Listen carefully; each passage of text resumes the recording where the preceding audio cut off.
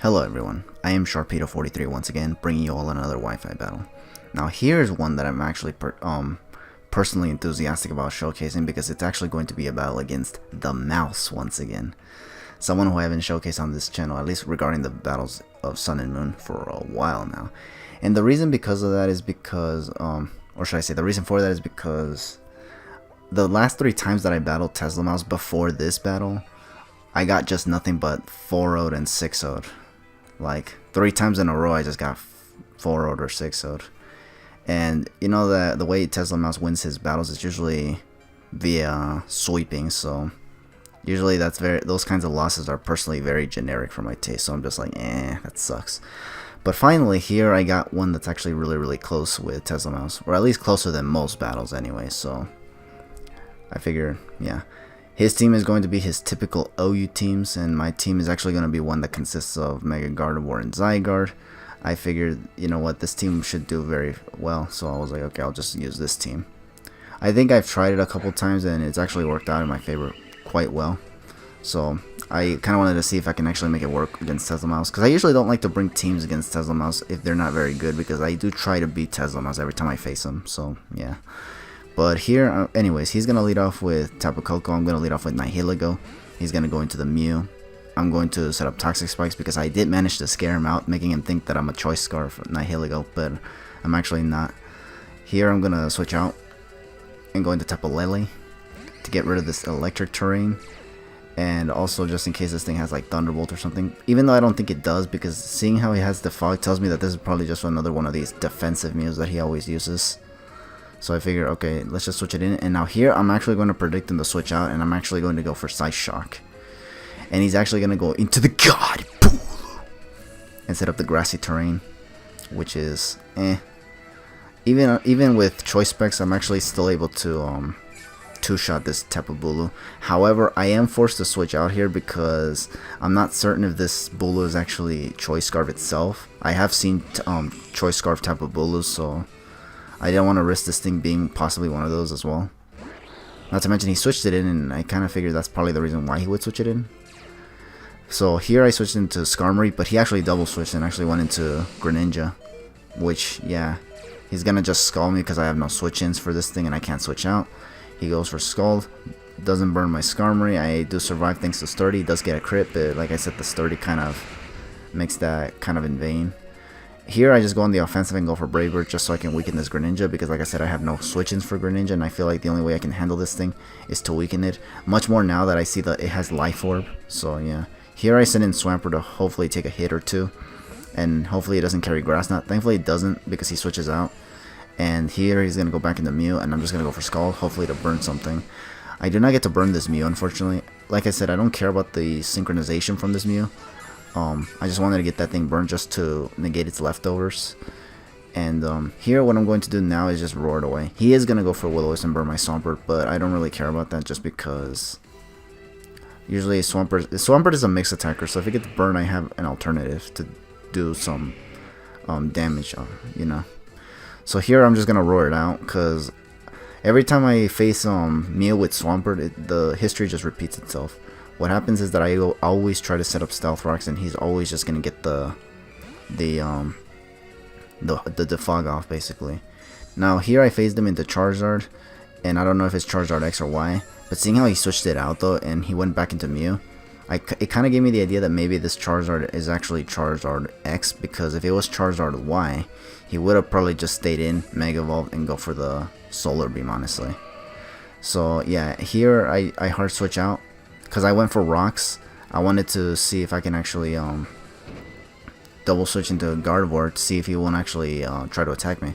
And he does go for the defog, so this allows me to just Mega Ball with Gardevoir, not taking any damage. So, and now here I'm just going to go for Hyper Voice and see if I actually can do over half to this thing, at the very least.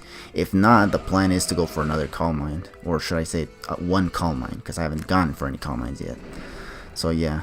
It does do over half, but it's always it's thanks to a crit, obviously. I can't talk, I tells ya. But yeah, he's gonna go for Will-O-Wisp just to get residual damage on this Gardevoir, because he can see that this Gardevoir can put in quite the amount of work if if he doesn't do anything about it. So he's just gonna go for Willows, then switch out into the God Bullet. And this was actually a smart play because I still don't know if this type of Bullet is Choice Scarf, so I went for Calm Mind here thinking I can actually just go and do it. But now I'm actually afraid of staying in because I don't know if this thing is Scarfed or not once again. So as a result, I have to switch out now. If I did not go for Calm Mind there and just kept going for what's it called? If I just kept going for more Hyper Voices, I could have probably even taken this type of Bolo out without worrying. But now I have to switch out, and the only thing I can honestly switch into this type of Bolo is my Zygarde, and even then I'm still not sure how much damage will it do with whatever move it goes for.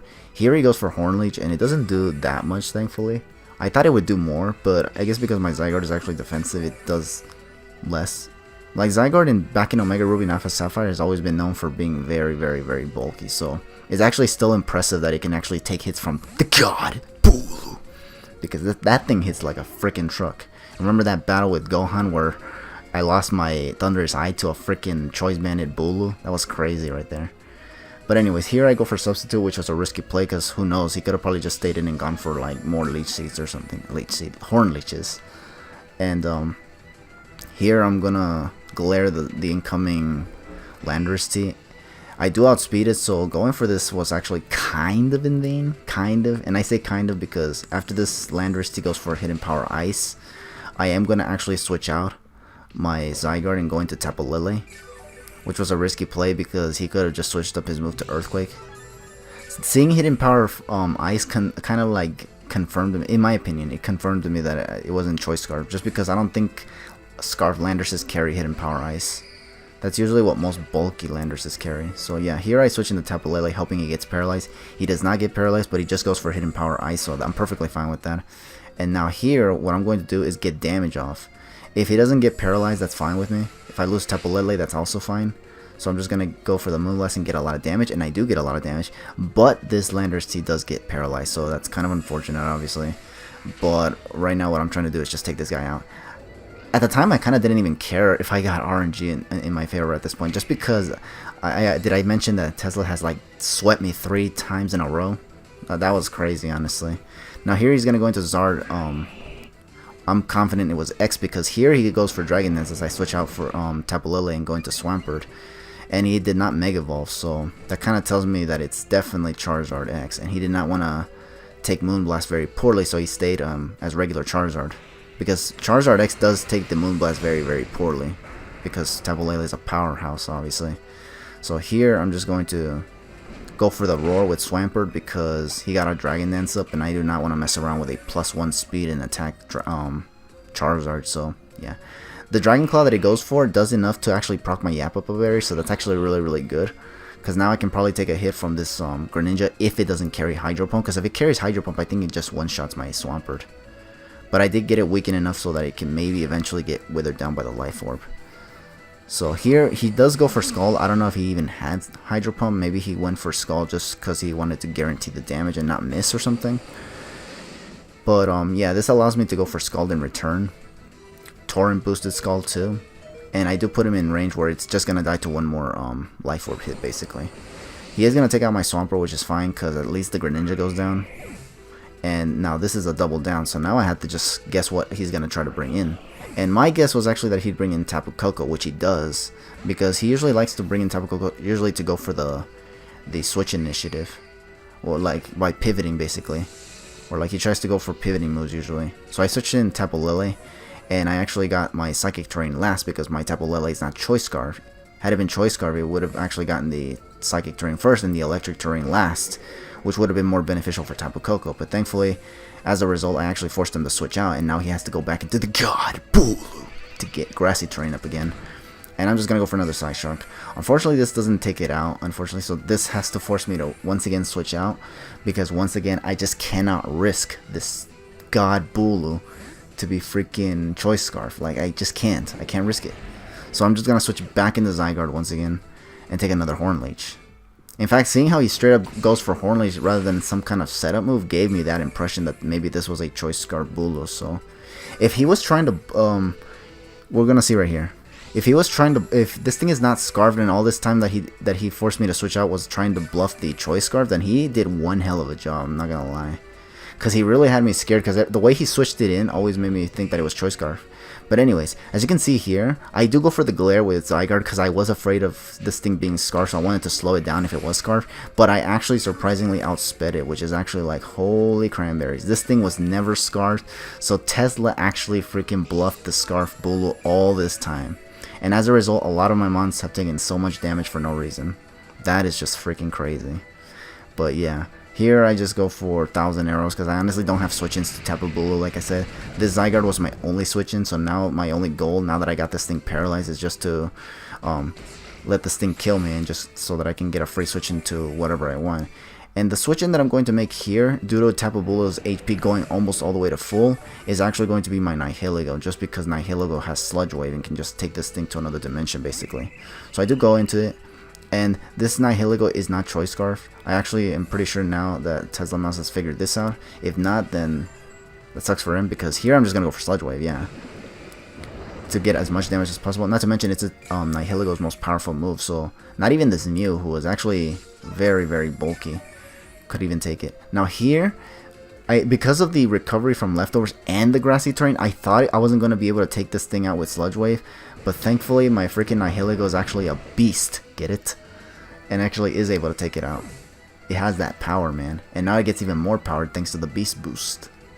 So here, now he's going to go back into the Tapu Koko. And at this point, I was confident I can take a Thunderbolt from this thing. So I really didn't have much to worry about. So I just go for another Sludge Wave here. He's going to go for Hidden Power. What I'm going to assume is Ground. Hidden Power Ground, because I think that's the Hidden Power I remember most Tapu Kokos carrying it during the pre-bank days. And I guess he still has this same Hidden Power Ground Tapu Koko, so yeah. I do survive it because Nihilego's special defense is pretty damn good, and I'm just going to now retaliate with another Sludge Wave, which is excellent.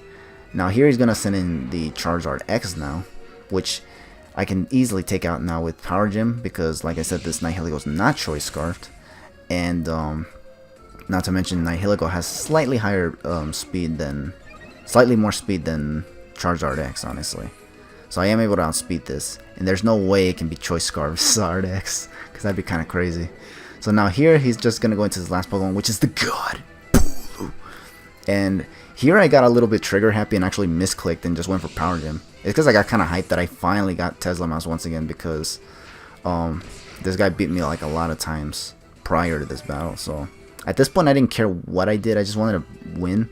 But this actually almost, I wouldn't say cost me the match, it just kind of put me in a bit of a scary spot. Like, I was actually scared for a second because I thought this misplay could have been huge, but nah, because Bull is still paralyzed and my Gardevoir can still come in and just finish it off.